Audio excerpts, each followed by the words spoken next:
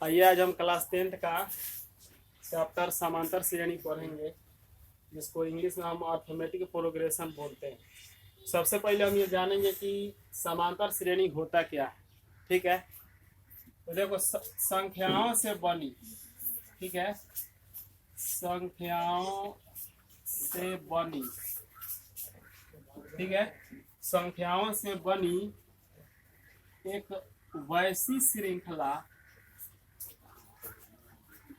वैसी श्रृंखला यानी संख्याओं से बनी एक वैसी श्रृंखला जिनके बीच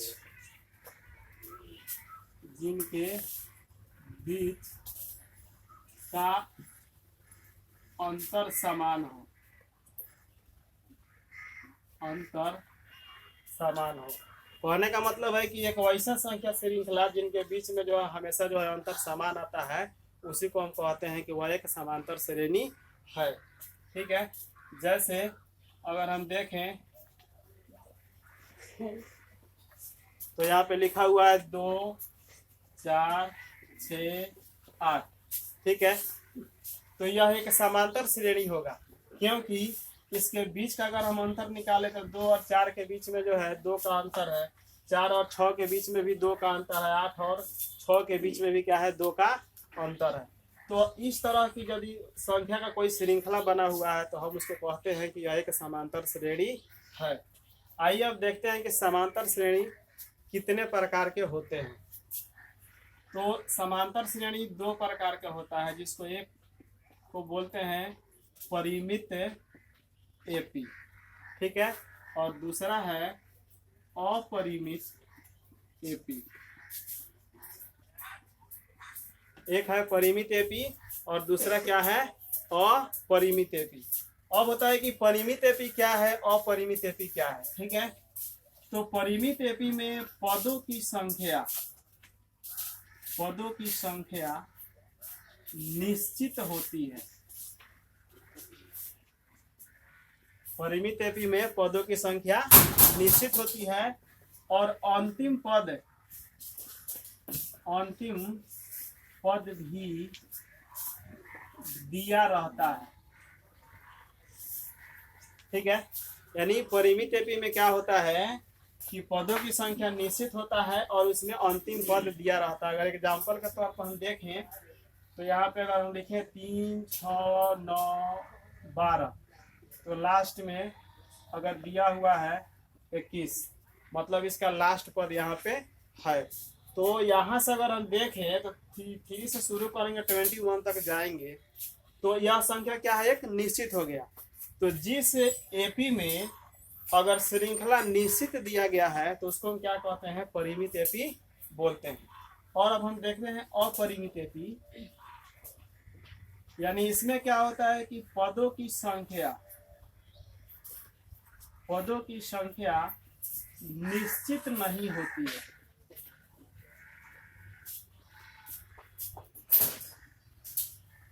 अपरिमित एपी के अंतर्गत क्या देखा गया कि इसमें जो पद है उसका संख्या निश्चित नहीं है और साथ ही उसका क्या है कि अंतिम पद भी नहीं दिया हुआ रहता है। इसमें क्या है कि अंतिम पद नहीं दिया रहता। ठीक है, यानी अपरिमित एपी का मतलब हुआ कि जिसमें जो है पदों की संख्या अनिश्चित हो और जिसके अंतर्गत जो है अंतिम पद नहीं दिया गया रहता है। अब जैसे हम एग्जांपल अगर लें तो 12, 16, 18 और ऐसे करके यह इनफाइनाइट तक जा रहा है। ठीक है, तो इसको हम क्या कहते हैं, यह अनिश्चित है। कितना इसमें पद है, इसमें कोई लिमिट नहीं है, क्योंकि इसमें अंतिम पद दिया गया नहीं है। तो इस प्रकार से हम जान लिए कि जो है अपरिमित और परिमित एपी क्या होता है। आइए अब हम ये जानते हैं। ठीक है, चैप्टर हमारा जो है होगा यहाँ पे एक्सरसाइज 5.1। ठीक है, और हम क्वेश्चन को अब हल करना शुरू करते हैं। 5.1 में क्या कहता है,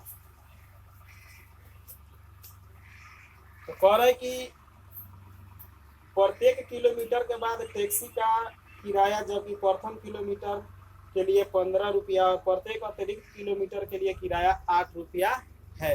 यानी यहाँ पे ये क्वेश्चन कह रहा है, फर्स्ट नंबर क्वेश्चन का ये कह रहा है कि एक टैक्सी है जो अपना किराया एक निश्चित किया है कि अगर आप प्रथम किलोमीटर चल रहे हैं तो आपको जो है 15 रुपया देना पड़ेगा। उसके बाद आप जितना भी जाते हैं तो अतिरिक्त 8 रुपया जो है पर किलोमीटर में जोड़ के देना पड़ेगा। तो आइए हम इसको हल करते हैं। माना कि प्रथम किलोमीटर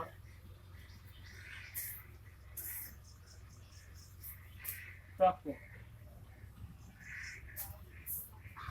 टैक्सी का किराया बराबर 15 रुपया। ठीक है, प्रथम किलोमीटर में इसमें मानेंगे नहीं, बस ऐसे ही दिया हुआ इसको लिख लेंगे कि 15 किलोमीटर तक प्रथम किलोमीटर तक जो है टैक्सी का किराया कितना है, 15 रुपया। और जैसे ही दूसरा किलोमीटर हम जाएंगे, यानी दूसरा किलोमीटर, तब जो है अतिरिक्त हमको 8 रुपया देना है। यानी प्रथम किलोमीटर का 15 और बाद वाला का 8, ये मिल गया, जोड़ेंगे तो हो जाएगा 23।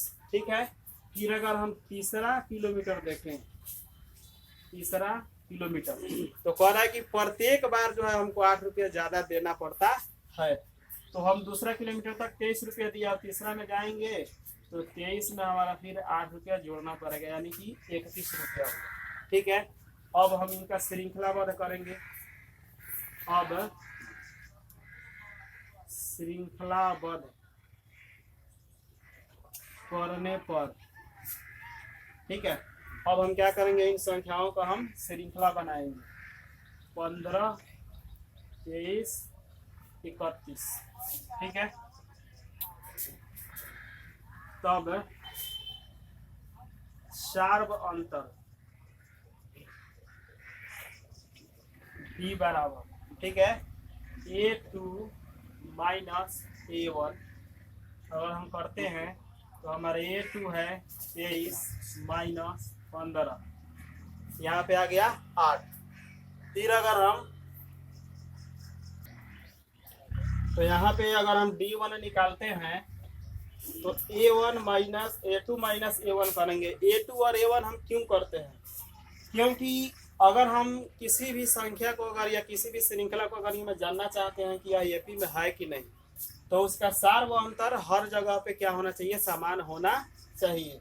तो सार्व अंतर का मतलब क्या है, यानी कि जो दूसरी संख्या है और पहली संख्या है, ये दूसरी संख्या से पहली संख्या को माइनस करे तो जितना प्राप्त होना चाहिए इसके बीच में, सब अगला संख्या से पिछले संख्या का माइनस करने के बाद सब में उतना ही अगर प्राप्त हो रहा है तो कहेंगे कि यह श्रृंखला क्या है, एपी में है। तो आइए हम देखते हैं D2 निकाल करके। D2 बराबर हो जाएगा A3 माइनस A2, यानी कि 31 माइनस 23 अगर निकाले तो हमारा आ गया 8। इस प्रकार अब हम लिखेंगे, इस प्रकार यहाँ श्रृंखला का सार्व अंतर समान है, अतः यह एपी में है। यानी यहाँ पे देखा गया कि श्रृंखला का जो है सार्व अंतर क्या है, यानी 1, 2 या 3 कितना बार जो है डी निकाल कर देख लेंगे, अगर सब में बराबर ही संख्या बीच में आ रहा है, इसका मतलब है कि वह जो श्रृंखला दिया गया है वो एपी में है। और यहीं पे आपका जो है आंसर जो है हो गया। आइए हम एक्सरसाइज 5.1 का 1 का क्वेश्चन जो है दूसरा नंबर हम देखते हैं, जिसमें क्या कह रहा है कि किसी बेलन में उपस्थित हवा की मात्रा जबकि वायु निकालने वाला पंप प्रत्येक बार बेलन की शेष हवा का 1/4 भाग बाहर निकाल देता है। तो कहने का मतलब है कि एक बेलन दिया हुआ है, बेलन है,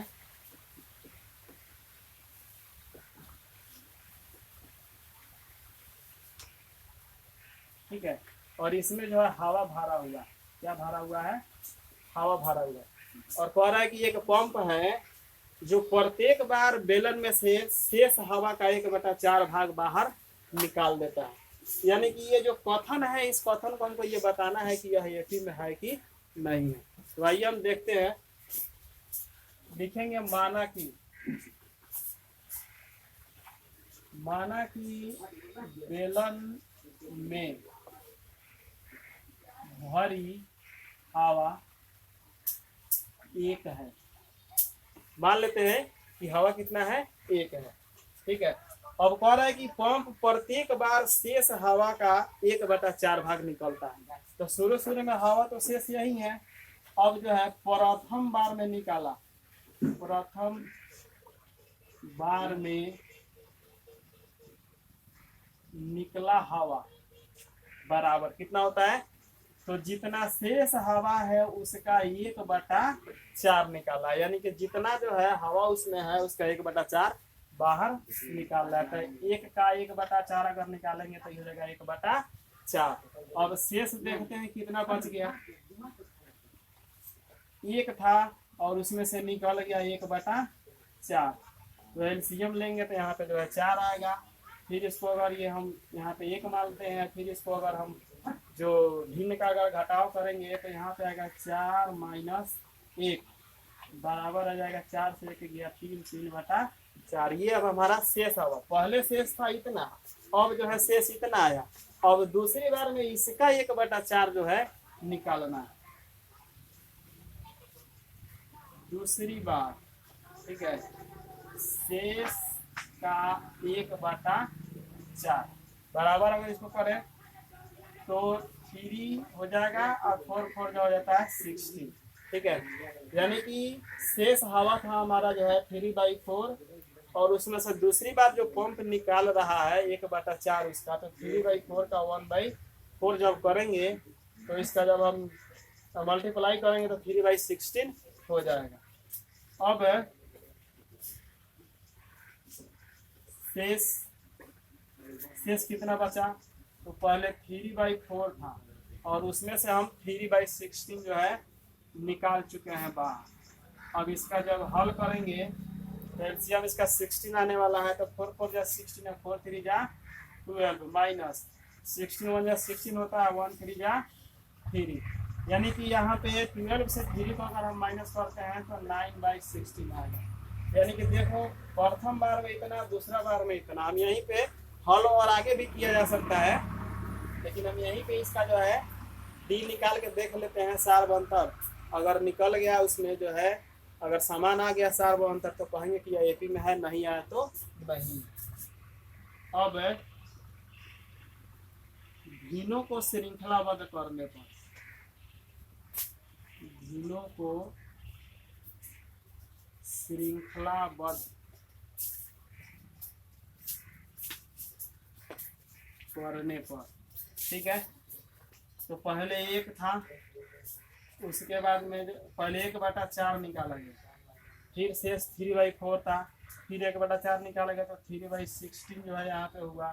फिर तो इसको अगर हम निकाल लें इतना ही पे अगर हम लेके चलते हैं तो d बराबर हो जाएगा, d1 बराबर हो जाएगा 3/16 अब -1/4, ठीक है। एलसीएम लेंगे तो 16 हो जाएगा।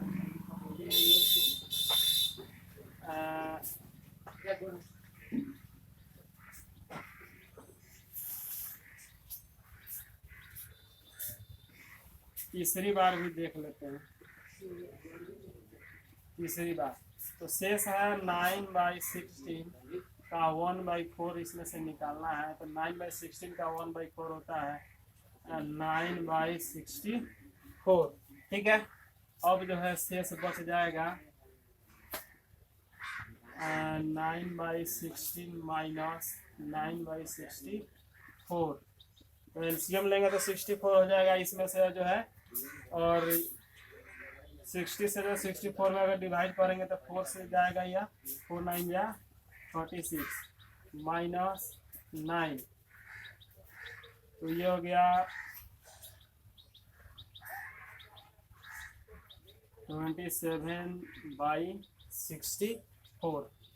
यानी कि अब जो है अगर हम डी निकालते हैं, अब D1 बराबर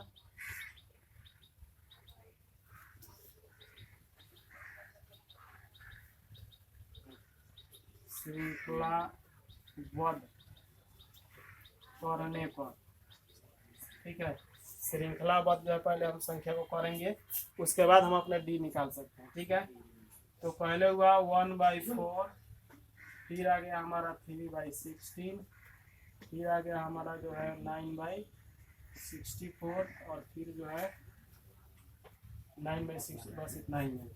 अब जो है D1 अगर हम निकालें तो हमारा D1 क्या होता है, A2 माइनस A1, तो 3/16 माइनस 1/4, इसको जब हल करेंगे तो हो जाएगा 3 माइनस 4 माइनस का 1/16 यहाँ पे आने वाला है, ठीक है।